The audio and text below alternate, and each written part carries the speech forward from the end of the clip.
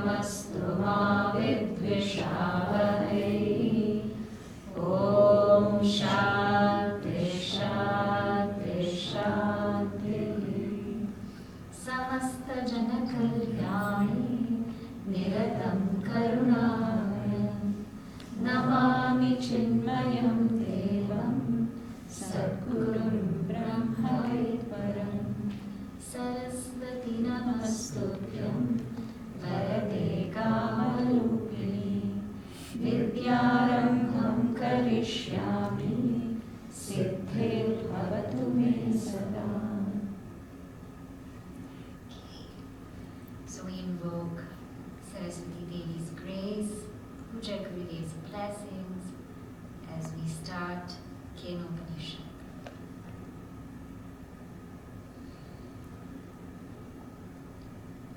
In this series, we're going to explore Kenopanishad, and we will most likely just go through the first portion of it. It's a very, very beautiful, straight to the point Upanishad, and it makes us think deeper. So I thought we can use this opportunity to dwell on it. Now we know we have 10 major Upanishads, and of them, Kenopanishad is one of the major ones. That's what makes it pretty special. It is also from the Samaveda. So last time I was here, we did Chandogya Upanishad from the Samaveda. And in this Upanishad, Adi Shankaracharya Ji writes two commentaries, two bhashyas. One is a Pada bhashya and one is a Vakya bhashya. So one is a short one is a little bit comprehensive. And the word Upanishad, we know, means Brahma Vidya, the knowledge of the self. Upa means sitting near. Ni means nishchayana, with firm determination, with faith. And Shad means that which removes our ignorance. It destroys our ignorance and it leads us to the ultimate truth. So Upanishad is that knowledge we gain sitting with a teacher, with determination, with faith, and for the purpose of removing our ignorance and gaining the knowledge of the self. That's why we study it. And here our teacher is Saraswati Devi, so we are all learning from her. And this Upanishad is called Kenopanishad because it starts with the word Kena. Very simple. It starts with the word Kena, so it's called Kena Upanishad. If you put it together, Kenopanishad. So like every Upanishad, it has a Shanti mantra. And this we also saw in Chandogya Upanishad, but we will go through the Shanti mantra briefly, and then we will begin the Upanishad study. Alright? So please repeat after me. Om Apyayantu Mamangani. Om Apyayantu Mamangani. Vak Pranashchakshushrotramatho Balamindriyani cha sarvani. Vak Pranashchakshushrotramatho Balamindriyani cha sarvani. Sarvam Brahmopanishadam. Sarvam Brahmopanishadam.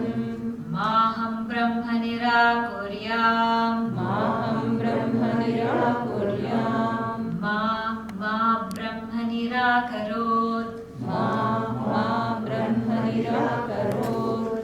Anirakaranamastu Anirakaranam me astu. Anirakaranamastu Anirakaranam me astu. Tadatmani Nirateya Upanishatsu Dharmaha. Tadatmani Nirateya Upanishatsu Dharmaha. Te vai santo, te vai santo. Te mai santu, te mai santu. Om Shanti Shanti Shanti. Om Shanti Shanti Shanti. Okay. So, the purpose of the Shanti mantra, we know in all Upanishads is to do one thing. to give us a sense of peace before we enter these portals. What we're learning here is something really special. It's not going to be on TikTok. It's not going to be, it's not going to be on these YouTube shorts. It's not going to be something accessible in a poster in a mall. This is Brahma Vidya. This is the knowledge that our rishis have carried for generations together. They've carried it, they've nurtured it, they've protected it, and kept it for us. And it's something that's quite puzzling. Even if we read it on our own, we won't be able to uncover it. So first, we must value what we're getting. Because if we don't, then we won't be here. We won't take it seriously. When we get something for free, what happens? We take it for granted. It's for free, right? And when we don't know what the value is, we say, oh, okay, fine. But when we know how great something is, and we take it, then we feel like, wow, this is really something given to me. The fact that all of you are here means something. This is not an accident. Not all of a sudden it just happened. There's a reason why everybody's here today. There's a reason why we're doing this.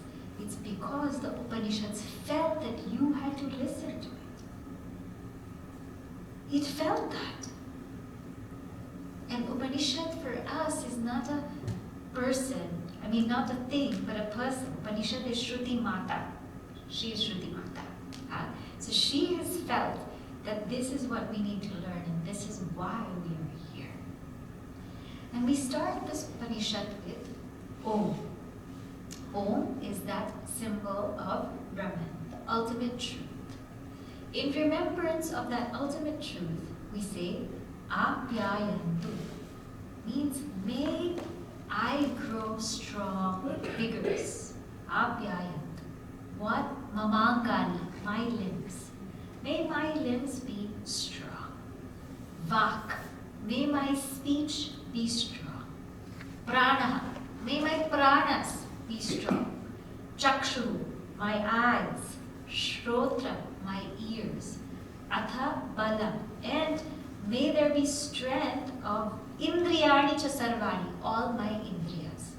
So all my sense organs, my entire mind, may they be nourished and may they be strong. Because what we have to do in this knowledge is to just recognize. It's just a matter of recognizing. That's all.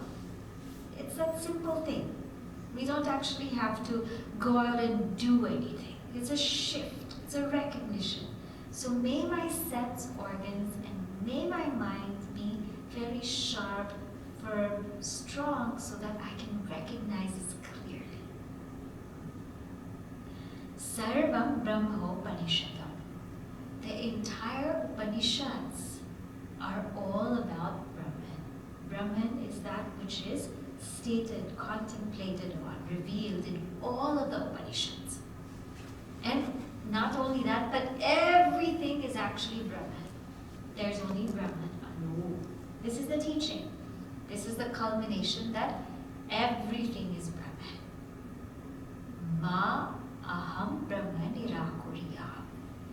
May I not deny Brahman. What does it mean to deny Brahman? It means to forget that we are seekers. In life, we have so many roles to play. We are parents, we are spouses, we're friends, we're teachers, we're workers, we're employers.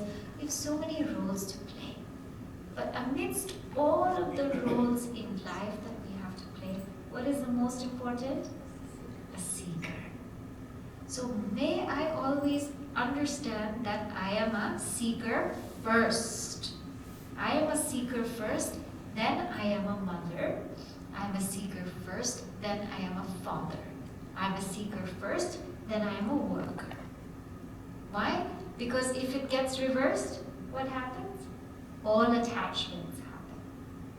I am a seeker first, then I'm a parent, then I will be a great parent, be able to step aside when I need to, be able to watch my child evolve, do what's best for my child, and even watch them fall sometimes so that they learn how to pick themselves up.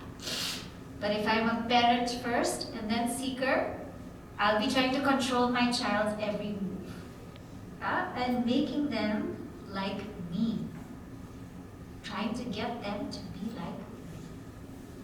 So may I not deny Brahman means may I live as a seeker first and know that life is a spiritual journey. Life is not to have a career and not even to have a family.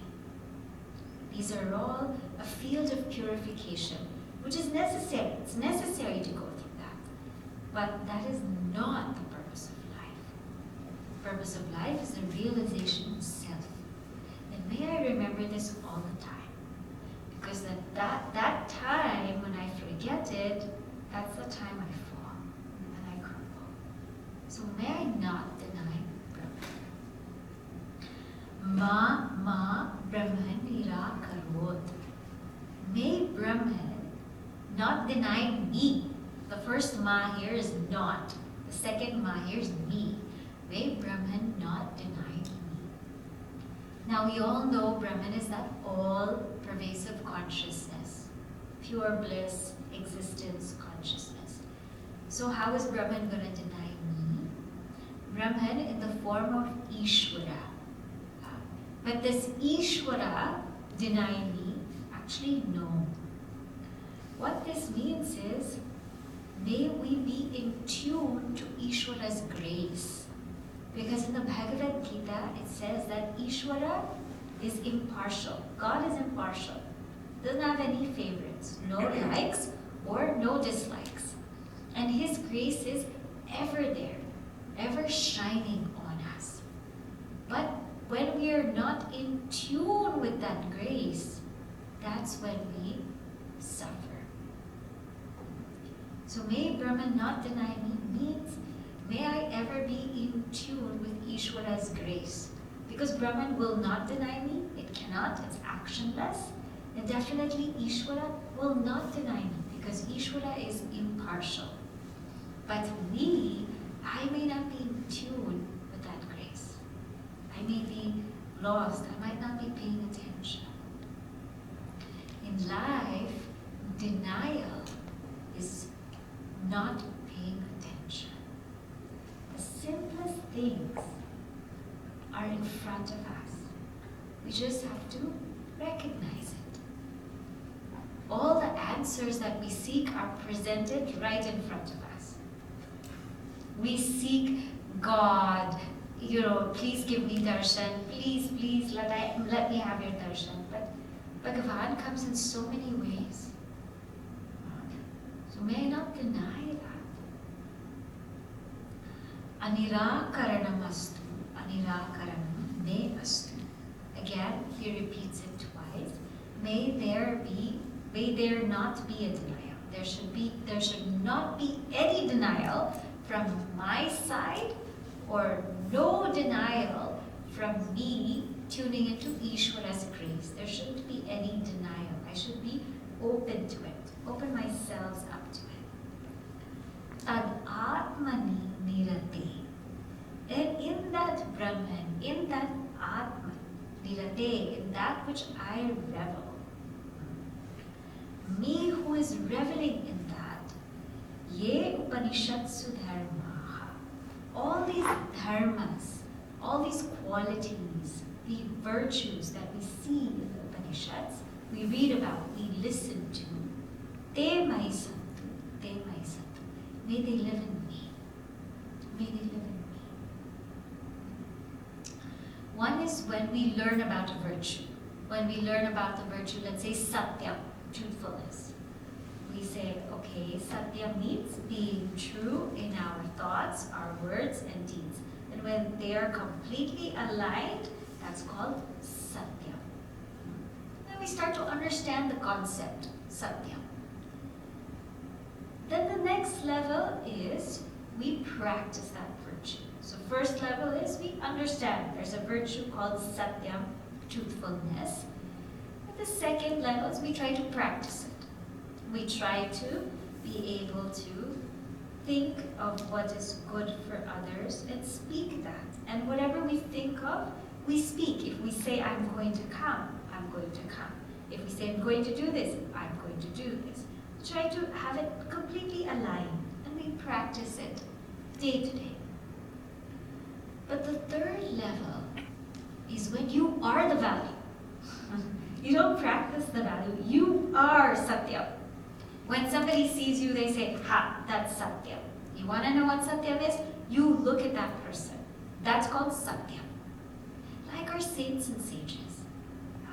We want to know what discipline is? You look at Gurudev. You don't have to look at a book. Hear a story. He is discipline. Anushasana priyaya namaha. One loves discipline. Right? So one level is understanding the value. One level is practicing the value. And the final level is when you are the value. You are the virtue. So may those in the Upanishads come live in me.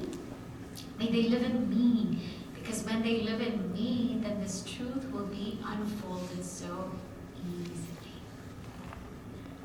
And a question always arises that there's so many values in the Upanishads.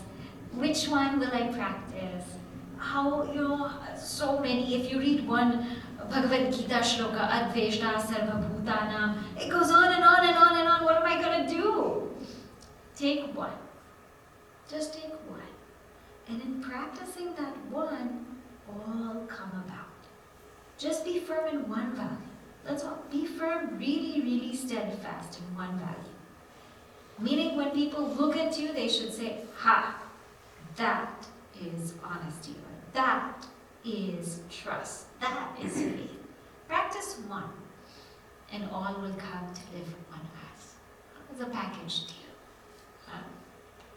And Om Shanti, Shanti, Shanti. Peace from the outer divine forces, that everything should be peaceful. Snow, whatever, everything should be peaceful. Peace from the people around us. No phone should beep and ring, right? And peace within. May we be at peace so that we can absorb this knowledge. So this is how the Upanishad starts. We invoke strength. We invoke for our limbs, our sense organs, our mind to be nourished. We understand or have come to recognize a little bit that Brahman is everything, but may I never deny that. May I never deny seeking. And may I never deny the grace of Ishvara. And all of these values that are there, may they live in me. May I become that value. And therefore, having said that, now we are ready to enter into the Upanishad. Now, who is this person asking the question? So, the first mantra, it starts with a question. Let's read it and then we'll analyze how such a question first comes about. Okay? So I'm on mantra 1, chapter 1. Kene shitam patati preshitam manaha. Kene shitam padati preshitam manaha. Kena pranat pratamah praiti yuktaha. Kena prana pratama praiti yuktaha. Kene shitam vachamimam vadanti. Kene shitam vachamimam vadanti. Chakshushrotram kaudevo yunakti. Chakshushrotram kaudevo yunakti. I'll chant again and then you follow. Kene shitam patati preshitam manaha. Kene shitam padati preshitam manaha.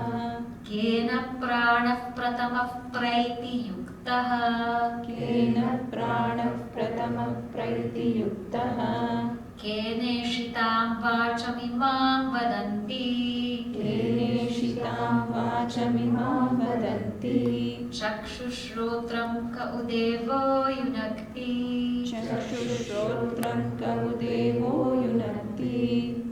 Okay. So the first question is Kena. Kena means by whom? Kena. Ishitam. By whom is this willed? Ishitam, willed. What is willed? Manaha. By whom or by what is the mind willed? Preshitam.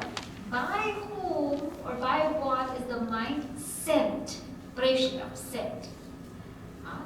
And the mind, that how does it fall? So by whom is it willed? By whom is it sent that the mind falls on objects? How does the mind fall on objects? Kena pranaha pratamaha praiti yuktaha. By what or by whom does the prana, which is considered the first, pratama, by what does the prana praiti proceed?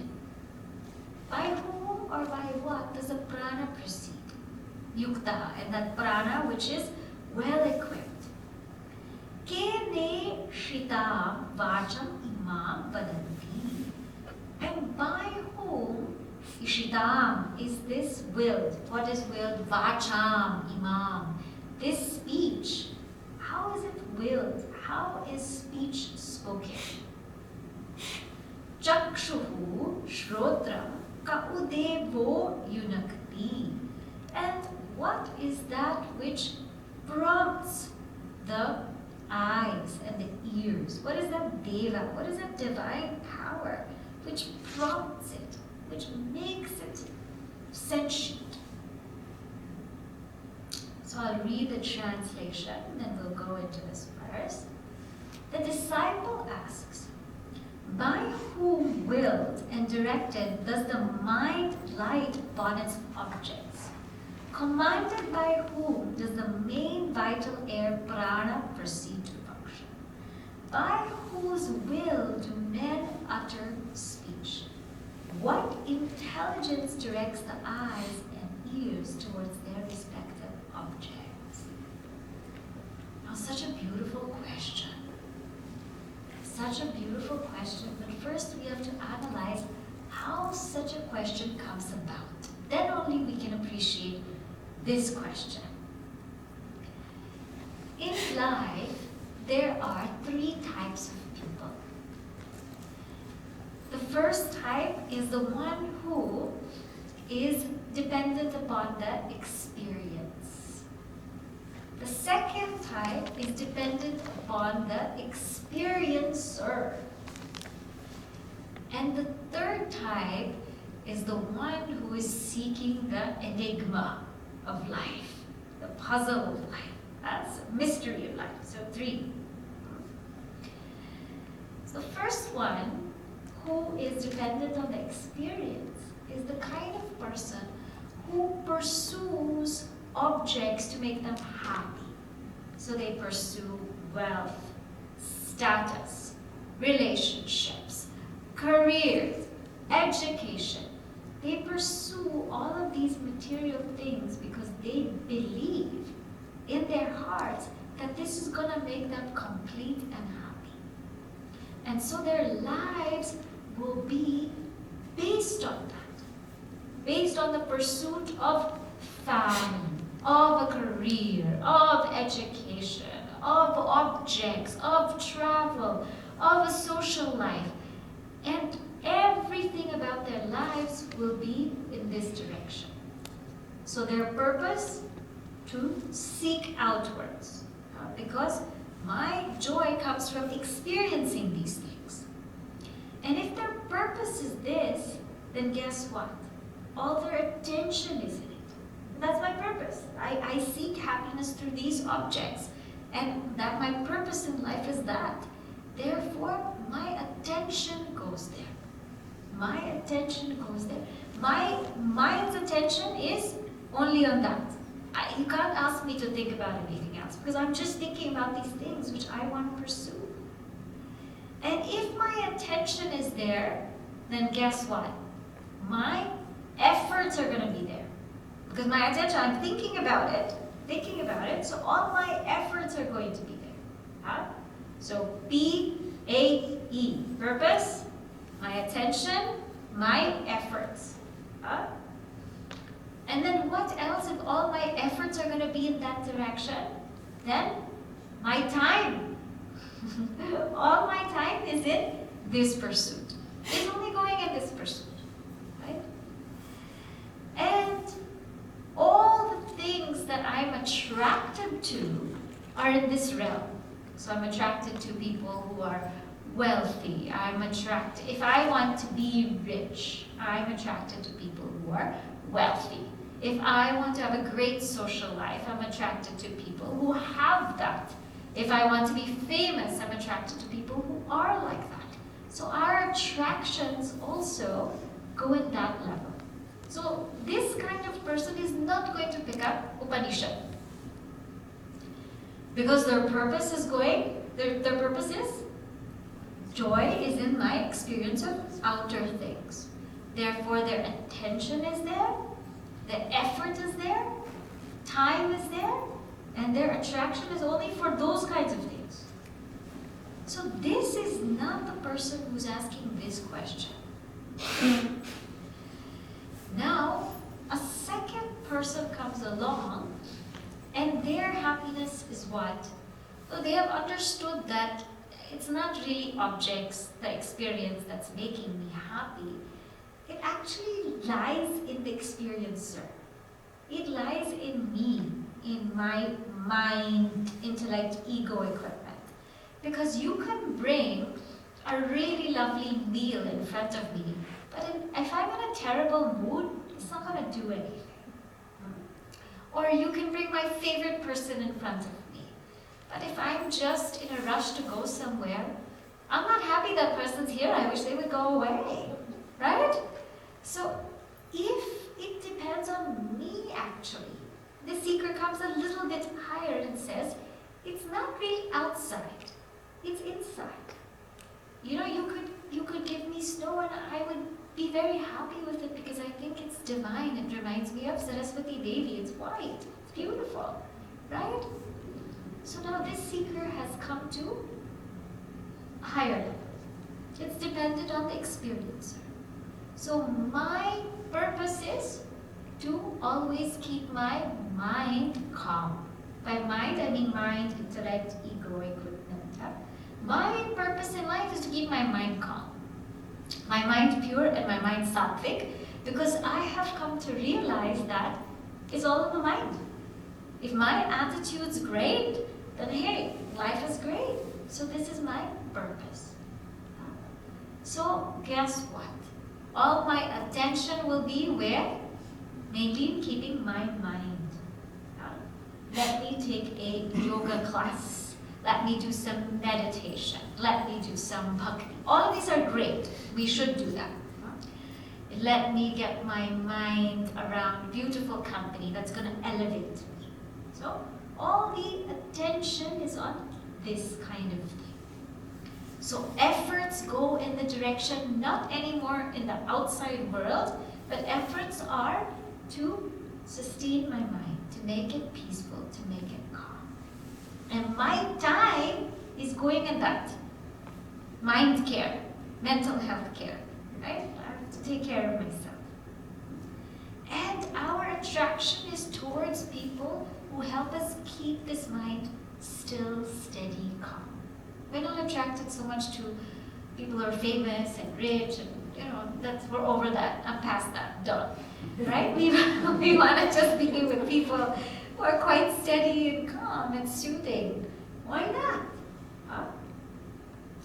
And so this person stays at that level, but then begins to realize something. That, hey, I can work on my mind, but it's so much effort. calm and collected and, good. It's so much effort. And it doesn't last so long. Like, I get my mind peaceful. We come to class, we listen to Upanishads, and we're divine. But when we go home, we're like Rakshasas, right? And everybody says that, right? And the mind just went down again. What just happened here? So I'm beginning to realize that this mind is quite unstable. And I can only control it, keep it steady for some time, and it's so much effort. I'm quite tired now by trying to control it and control it and control it all the time. And it lasts for a short time, and then it goes down again. Is this moksha? Is this what they call enlightenment or freedom? Just trying to control the mind all the time? Because it seems quite hard, and it seems unnatural. So then the student says, there has to be something deeper. And it's an enigma, it's a puzzle. I don't know what it is. But this cannot be enlightenment. This cannot be enlightenment because you cannot permanently control the mind, and it cannot permanently stay sattvic. Even the most sattvic person has to turn tamasic to go to sleep. So what is it? It is that kind of person who is in this enigma, who's ready for inquiry. That kind of person starts to ask this question. So this question only comes after stage 1 and stage 2. After we have done enough karma to have vairagya over it, to have dispassion over it, and said, oh, not working for me, the pursuit of outer pleasure. After one has done enough upasana, contemplative practices, enough trying to still the mind, make it peaceful, make it subtle and sublime. After one has done enough upasana, then that person will say, there's got to be something deeper. And I need to know what that is. So can you tell me, by what is this mind functioning? How are these sense organs functioning? How is the breath functioning? How is speech functioning? How does that all work? And so we are posed with a very, very deep question. So we analyzed the student is somebody who's, past karma, upasana, has done enough of it to inquire. Now, this question can be seen in so many ways. One way is that, how do these things actually function? So we'll take one by one. We'll take it from the gross body, okay? Because this is something that is very, very familiar with us, the gross body. If the gross body, if we have a stomach ache today, does the stomach know it has a stomach ache? No. It doesn't even know that it has a stomach. Does the head know that it has a headache? No. So the body doesn't know what's happening in the body. So it doesn't know itself, nor does the body know anything else. The body doesn't know this book, right? The body doesn't know this microphone. So because the body doesn't know itself, doesn't know that I have a stomach ache or I have a headache, the body doesn't know that, and it doesn't know anything else, we call that inert or jada or insentient. Doesn't know itself, it doesn't know anything else. Now we come to the level of, let's say, the sense organs. Okay? Let's say the eyes are dry. sometimes when we're on the screen so much, when we're watching something for a really long time, the eyes get dry. Do the eyes know that they're dry? Or when we get older, we might need a hearing aid. Do the ears know that they need a hearing aid? They don't know. The eyes don't know the condition of the eye. And the ears don't know the condition of the ear. So it doesn't know itself. And they definitely don't know anything else. They don't even know the condition of the body. We come to speech. Does speech know what it's speaking? No, right? It doesn't know. It doesn't know what's coming out of it. It doesn't know. It doesn't have any distinction. So it doesn't know itself. It doesn't know anything else. Do the pranas, the energy that governs our physiological functions, do the pranas know that they're relaxed or that they're tired? They don't know. They don't know themselves. They don't know anything else. So by this analysis, what we've come to understand is that the body, the sense organs, the organs of action like speech, and also the pranas, they don't know themselves. They are called inert, jada. Okay, what about the mind? What about the mind? Doesn't the mind know itself? Now here we have to break the mind down. Some people confuse the mind with the brain, but the mind is not the brain. The brain is gross physical matter. It's matter, gross physical matter, and it's composed of chemicals and fat. And that's why you can dissect a brain.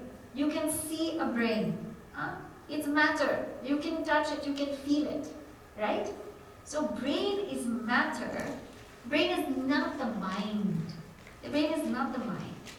And the brain, as it functions, it doesn't know itself. Doesn't know itself. Why? Because they haven't been able to prove that. Nobody's been able to prove that the brain knows itself or that the brain can produce consciousness. This is a topic that everybody's debating on. The brain cannot produce consciousness. Now, what is the mind in relation to the brain? The mind is subtle matter. It is subtle matter. It is made up of the subtle essence of food. We saw this in Chandogya Upanishad. The subtle essence of food, it makes the mind. So mind is a flow of thoughts made from the subtle essence of food. And food, not only what we take in like this, but what we see, hear, smell, taste, etc. The subtle essence of that makes up the mind. So it's a flow of thoughts that is made of subtle essence, what we take in. This is the mind. And the mind functions through the brain. So just so we understand clearly, we have what is called Indriya and we have Golaka. So we have a capacity to see, but we also have this eye socket. The capacity to see is different from the eye socket.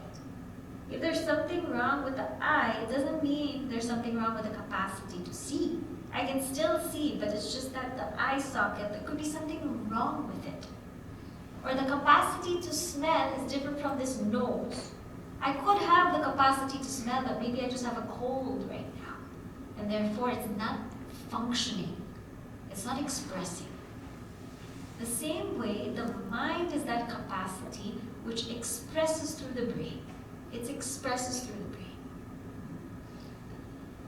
So the mind itself is matter. Is matter.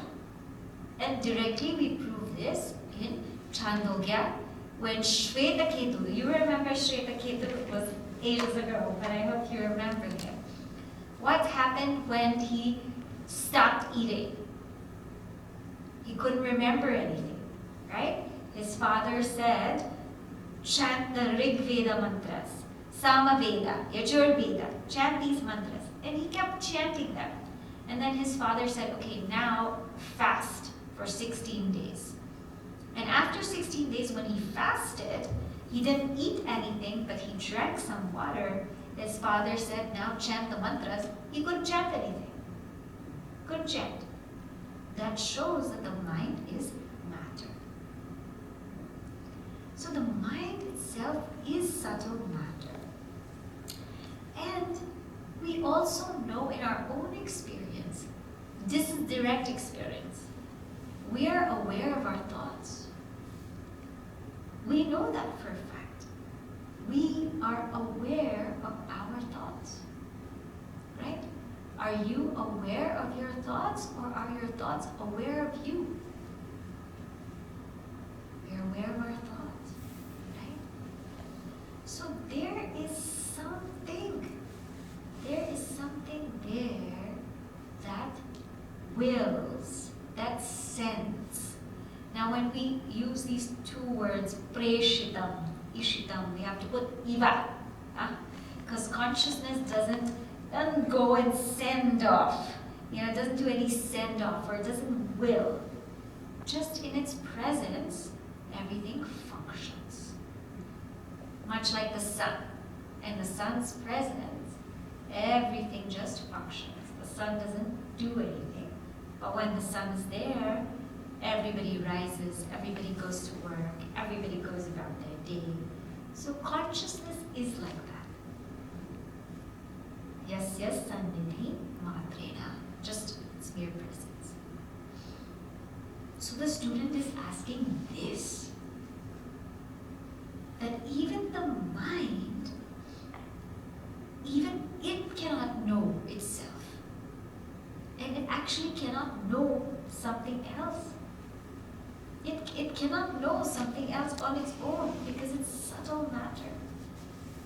And the mind doesn't know me, but I am aware of the mind. So what is that? What is that? That's beyond this body, beyond the sense organs, beyond the organs of actions, beyond the mind. There's something there. Can you tell me what it is? And in this verse, he cites all of the whole karya karana sanghata, the whole assemblage.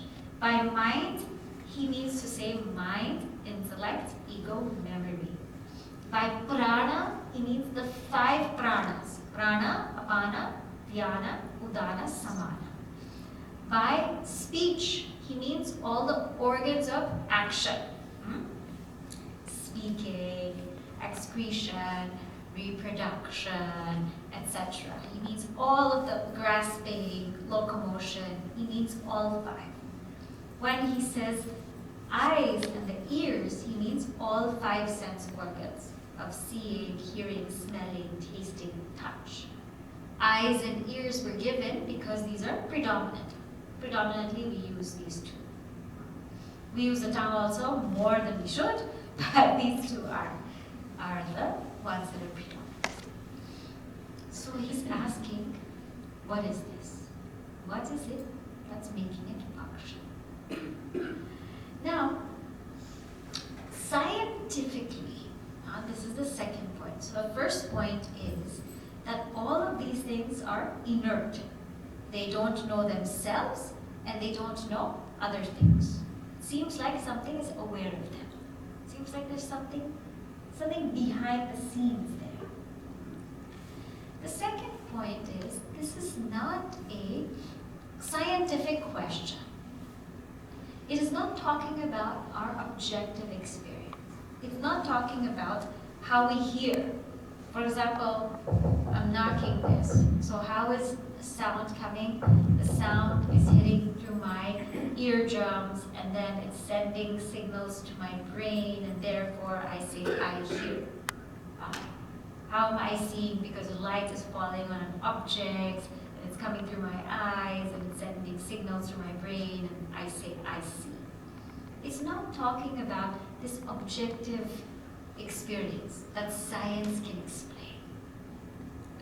It's talking about, I have a subjective experience. I see, I hear, I smell, I taste, I think. How am I having that experience? You're explaining all of these things, coming to my brain, but how am I able to think? How am I able to recognize? How does even that happen? How does even that happen? What is the power behind all of this? Surely it's not just happening on its own. Right? So he's talking about the subjective experience, not the objective experience. And the third point is, he says that whenever we see something move, there's a power behind it. If we see an airplane, right? An airplane. There's something that moves the airplane. There's something that moves it. Even if we sit in a Tesla car and it's self-driving, there has to be a person there, and then only it moves, right? Or so I hope. Right? So there is a power. There's some sentiency to every single object that is required for it to move. A non-moving object doesn't move on its own. It requires some sentiency. So what is it that's making all of this move? This is all matter. What is making it move? What is powering it? So the student says, tell me this. This is what I seek, because I'm tired at the level of the mind. I'm tired at the level of the body. I cannot perfect my body. I tried to perfect my body, but it's still not perfect. Every day it gets dirty. I tried to perfect my mind. I really did. Went through so many spiritual practices, but it's still not perfect. Because the goal of spiritual life is not perfection. It's transcendence. It's transcendence. And so because the student was tired, the student asked this question. If we look at a computer has a hard drive, a soft drive, hardware and software, you can say, right? So hardware of the computer is the screen, the keyboards, the mouse, and the software is all the programs. But what is it that makes the computer function? What is the electricity? That's what we want to know. We have hardware, we have software. What is that electricity? And now, teacher's going to answer. Mantra number 2.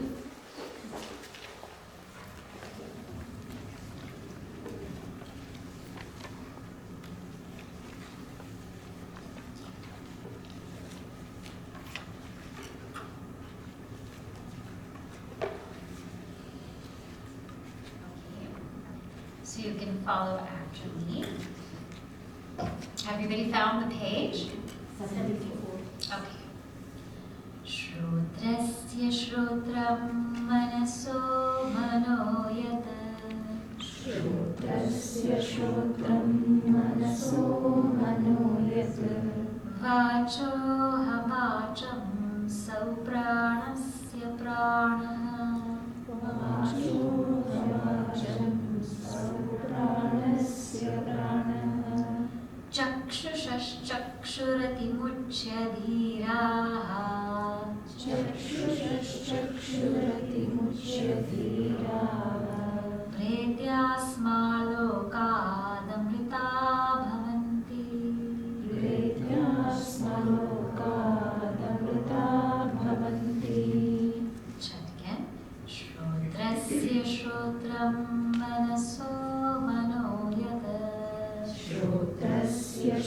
श्रोत्रं मनसो मनो यत् वाचो हवाचं स प्राणस्य प्राणः वाचो हवाचं सौ प्राणस्य प्राणः चक्षुषश्चक्षुरतिमुच्य धीराः चक्षुषश्चक्षुरतिमुच्य धीराः प्रेत्यास्मालोकादमृता भवन्ति प्रेत्यास्मालोकादमृता भवन्ति.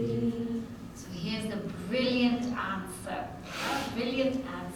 by the teacher. What does the teacher say? Shrotrasya shrotram. It is the ear of the ear. A very nice mantra. Manaso mano. It is the mind of the mind. Manaso mano. Yeah. Means it is the mind of the mind. Vacho havacham. It is the speech of the speech. Saupranasya pranaha. It is the breath of the breath. Or Gurudev puts here, the life of the life. Chakshushas chakshuhu. It is the eye of the eye. Atimuchya dhiraha. Having transcended dhiraha, the wise, pretya, having gone away, asman loka, from this world, amrita bhavanti. They have become immortal. So the teacher says, it is the ear of the ear, the mind of the mind, the tongue of the tongue, or speech of the speech, the life of the life, the eye of the eye. Having abandoned the sense of self or I-ness in these, and rising above sense life, the wise become immortal. Oh, very, very beautiful mantra. So, why couldn't the teacher just say consciousness and make it easy? There's a beauty in the response also. And this is the beauty. The first is, he says, yes, there is such a thing. He responds to tell the student, there is such a thing. There is such a thing. And what is that thing? It is deeper. Why is he saying the ear of the ear, the mind of the mind? Because he wants to tell the student now, go deep within. If he says it's an object, it's consciousness, what will the student attempt to do? I have to know that consciousness. I have to objectify it. I have to put it in front of me. You see, we're so used to objectifying things to know them. This is the only way we know how to know. The only way we know how to know is to objectify. So I know this paper weight. I objectify it. I bring it in front of me. I know this book. I objectify it. It's an object in front of me. I know this microphone. It's in front of me. But who is knowing all of this is the very subject. It is like the light is there, and the light is illuminating everything.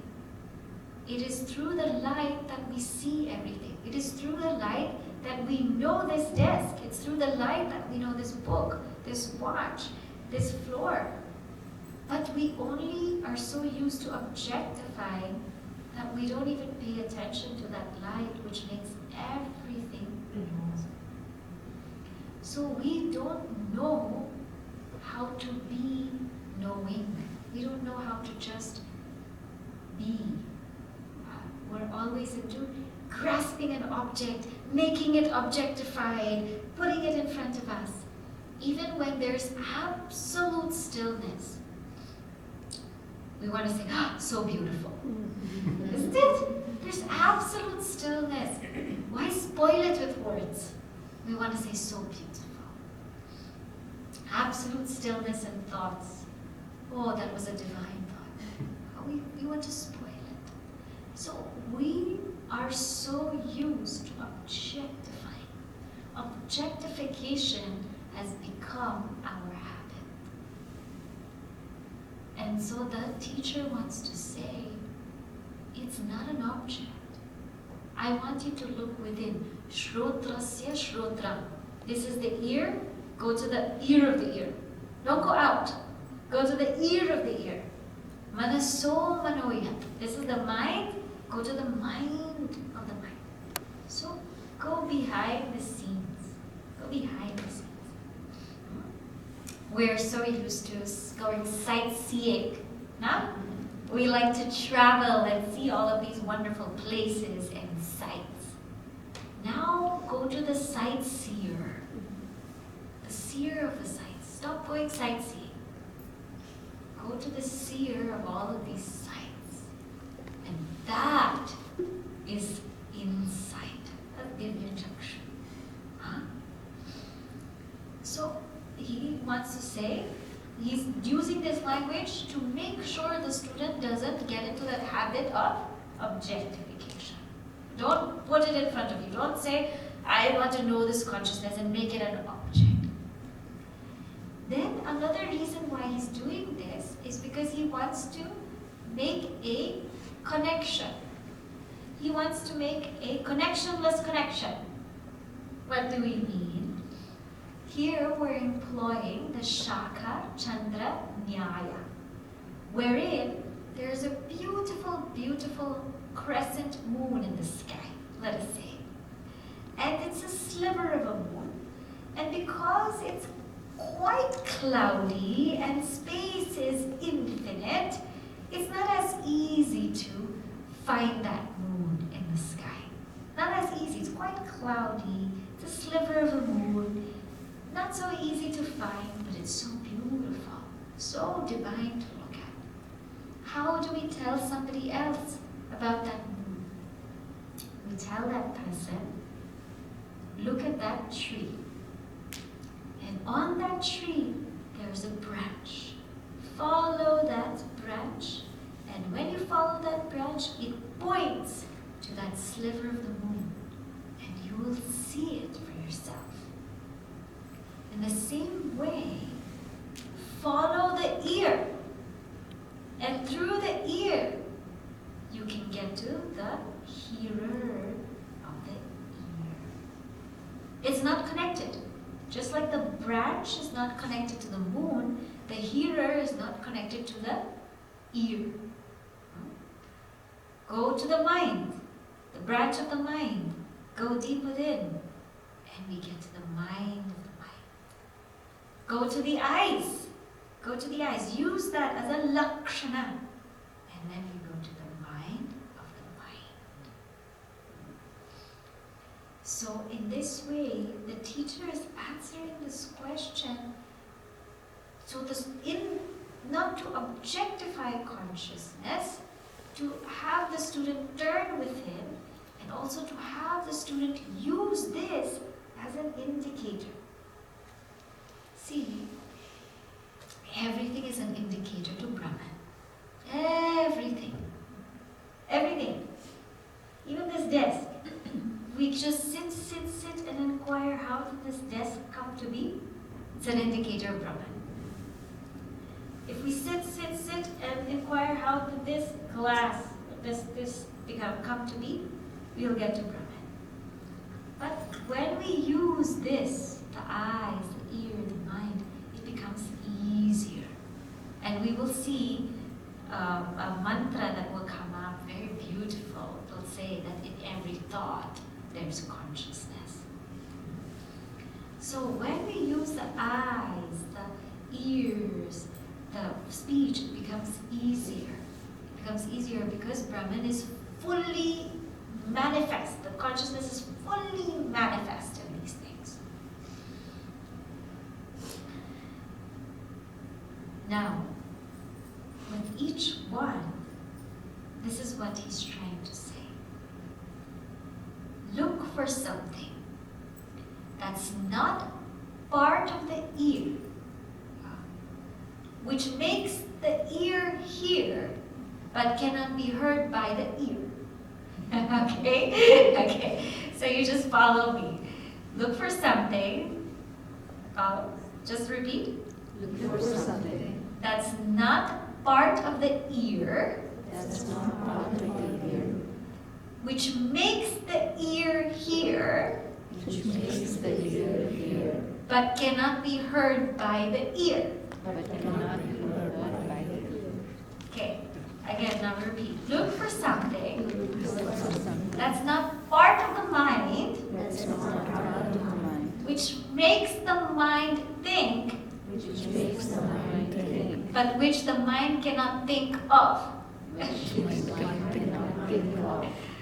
Look for something. Look for something. That's not part of speech. That's not part of speech. Which makes speech speak. Which makes speech speak. But cannot be spoken by speech. But cannot be spoken by speech. Look for something. Look for something. That's not part of breath. That's not part of breath. Which makes the breath breathe. Which makes the breath breathe. But which cannot be breathed by the breath. Which cannot be breathed by breath. Look for something. Look for something.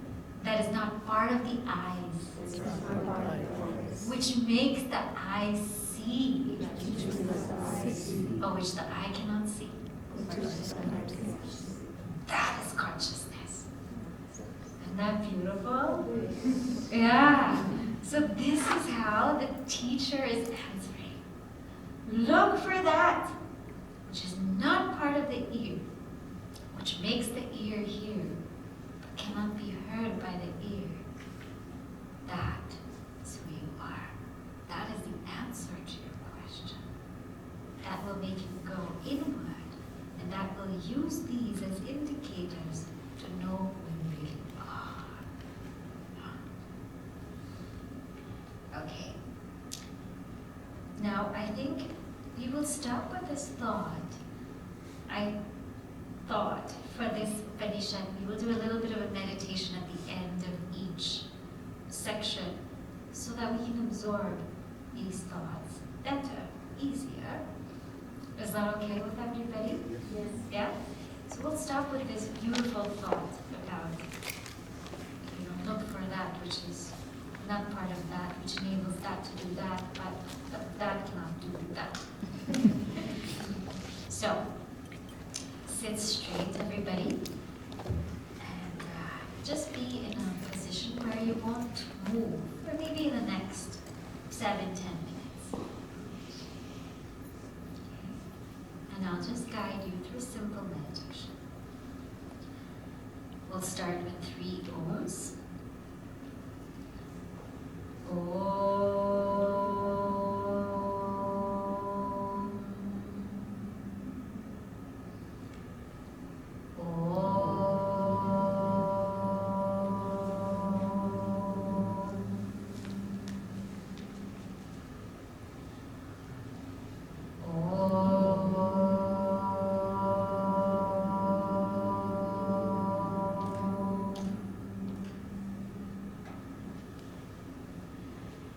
Now just relax your body.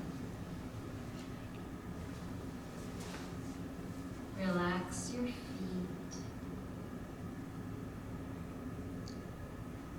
ankles,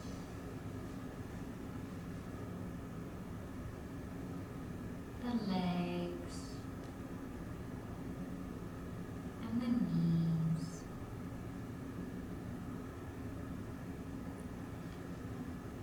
Relax the thighs,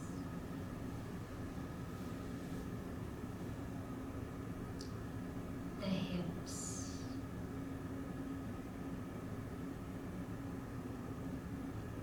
the stomach,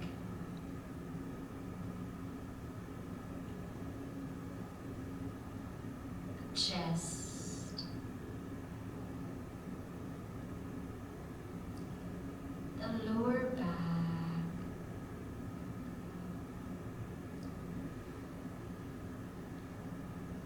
upper back,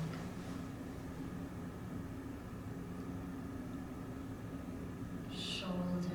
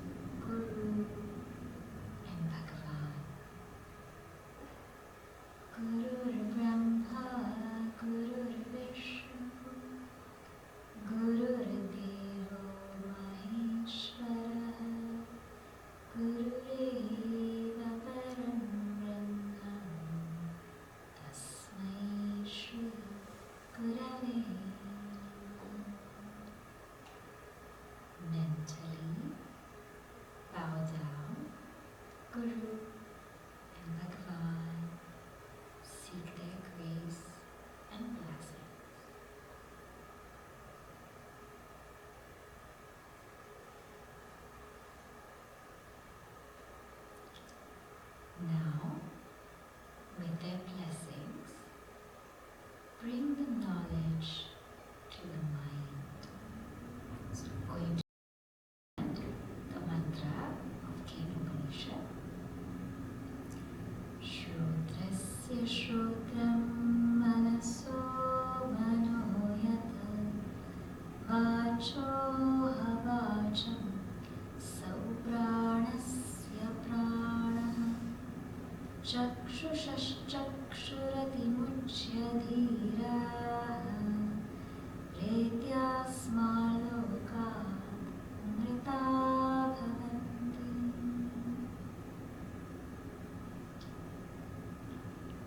Now, from the ear, take your attention to that which enables the ear to hear.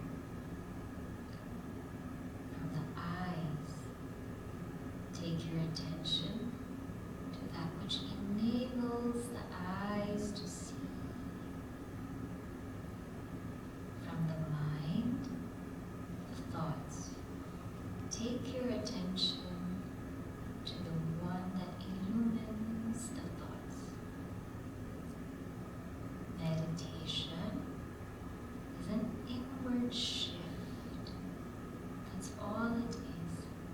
A shift from the object to the subject. So with every single thought, shift to the one that illumines that thought. Let the thought come, let the thought go. Be like a mirror. Just be. Let thoughts come and let thoughts go. Just remain as you are, free of thought. I'll be quiet for some time and keep shifting your attention inward.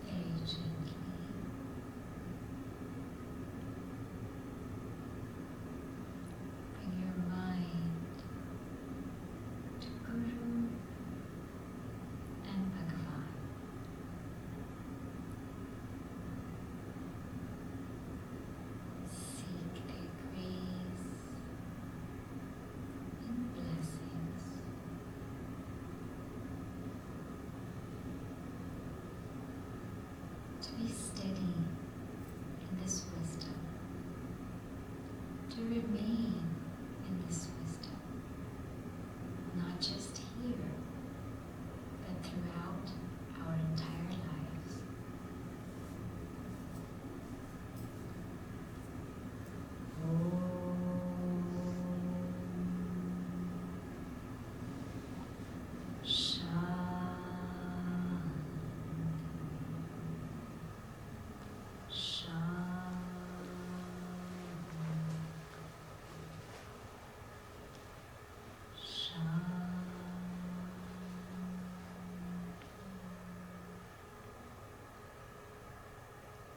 Keeping your eyes closed, rub your palms.